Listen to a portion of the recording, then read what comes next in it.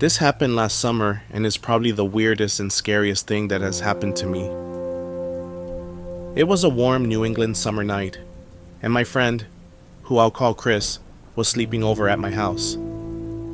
Chris and I have always been night owls, so whenever we sleep over at each other's houses, we usually stay up pretty late. Around 2 in the morning, bored out of our minds, we tried to think of stuff to do. We are both into the outdoors, so I came up with the idea to go on a short night hike near my house. We brought some firecrackers to light off and some music. Looking back, it was a dumb idea, but whatever. I live on a rural dirt road surrounded by woods, so there's a decent number of trails near me. We got there and unexpectedly it was very muddy, and I had dropped my flashlight, which broke it. We considered turning around but ended up just using our phone flashlights.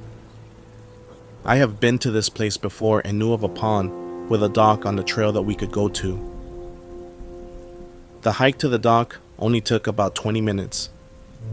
When we got there, we were greeted by hundreds of frogs croaking constantly, which made us a little on edge. But we stayed. We lit off some of those little red firecrackers that make a loud noise, but no fire.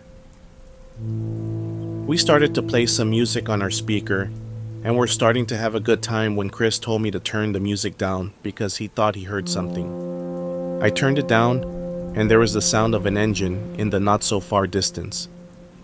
It sounded like an ATV or another type of small vehicle. Now, these trails are known to have ATVs, side-by-sides, and Jeeps to ride on them, so it's not out of the ordinary to hear those types of noises out there. But all I could think was, who the hell would be out riding at this time of night? It was probably around 2:30 in the morning when we heard this noise. Chris and I looked at each other with confused looks. The sound was coming closer, and we decided to quickly pack up our stuff.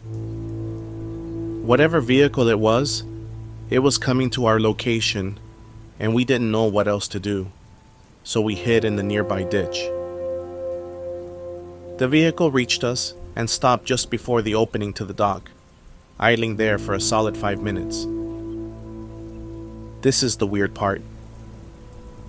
Whoever it was had their headlights turned off and most likely used a small flashlight to navigate, so we could not see their location. They were purposely trying not to be seen. Why would anyone with good intentions want us not to see them? Our hearts were pounding, and at this point, we were genuinely scared. After 5 minutes, the vehicle left the opening and headed off in another direction. Once we thought it was far enough away, we booked it back to the car, just using my phone screen light to see. On the way back, we saw fresh exhaust smoke lingering and tire tracks on the trail, which means they saw our car at the trailhead and knew we were there. Thankfully, we made it back to the car, and while we were driving home, Chris said, "That felt like pure survival," which I thought was a great way of describing the whole situation. Now, I've come up with one theory about what was going on that night.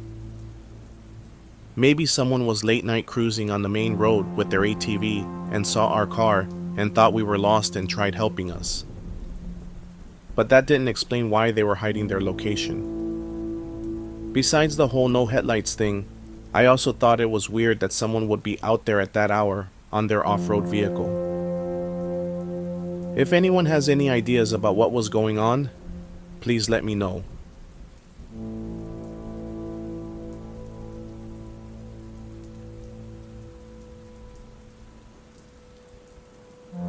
This happened to me several years ago, and I have never forgotten it.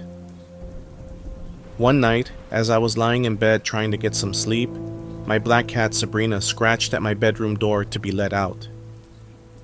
Tired, but mostly awake, I slipped out of bed and shuffled to the door to let her out.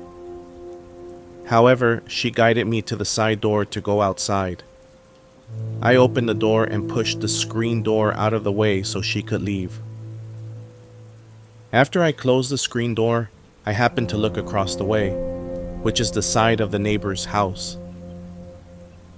In the driveway, partially blocking their house, was my dad's 1995 Chevy truck. On the other side of my dad's truck, I saw a strange figure standing by the hood. I could only see its shoulders and up. It had a larger head than its body, from what I could see. Its neck was thin, and its shoulders were bony looking. Whatever it was had two large empty eye sockets where eyes should be, but weren't. They were pitch black like two voids against its pale skin. Now, the rest of the face I could never forget. It looked like the upper half of its face was covered in skin, and the lower it went toward its jaws, the more it looked shredded. Where the jaw was located was complete bone, and it had a wide, toothy grin as it just stood there, seemingly looking right at me. Mind you, I wear glasses to see distances, and I thought maybe I was seeing some kind of blur of the bushes or something from the neighbor's house. So, I squinted my eyes to get a better look. It made it worse. I saw even more details of the creature than I did before squinting. Everything about its appearance became clearer and more detailed. The texture of the skin, the wrinkles, the bits of torn up looking flesh. There was no mistake with what I saw now. Terrified, I closed the side door and locked it. I was breathing heavily as my heart raced in my chest. Even then, I tried to reason with myself that maybe what I saw wasn't real. But I couldn't shake it. I know what I saw. Still scared, I ran into my room and jumped into bed. I was in my 30s, yet I took my blankets and hid under the covers like a kid. After all these years, I suddenly felt the way I used to feel as a child when I woke up to vivid night terrors. That fear of not being able to escape the horrors of my imagination. Feeling completely alone and vulnerable, even though my parents were across the way in their bedroom.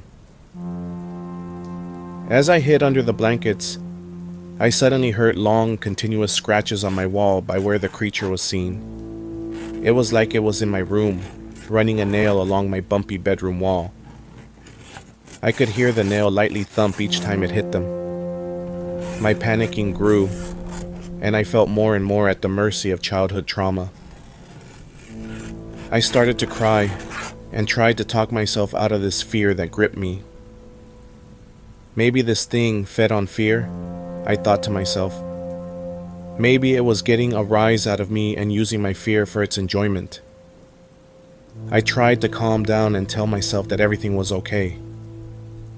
As I was starting to relax, the scratching finally stopped and everything went quiet. Suffice it to say, I did not want to see that thing ever again, and tried to convince myself that I was still seeing things. The next night, as the cat wanted to go outside again, I reluctantly looked in the location of where the creature had stood behind the hood of my dad's truck. Nothing in the area looked like the creature at all, not even any of the features. That's when I settled with myself that what I saw was real, and that realization scared me all the more. I never want to see that thing again, and I hope it never comes back.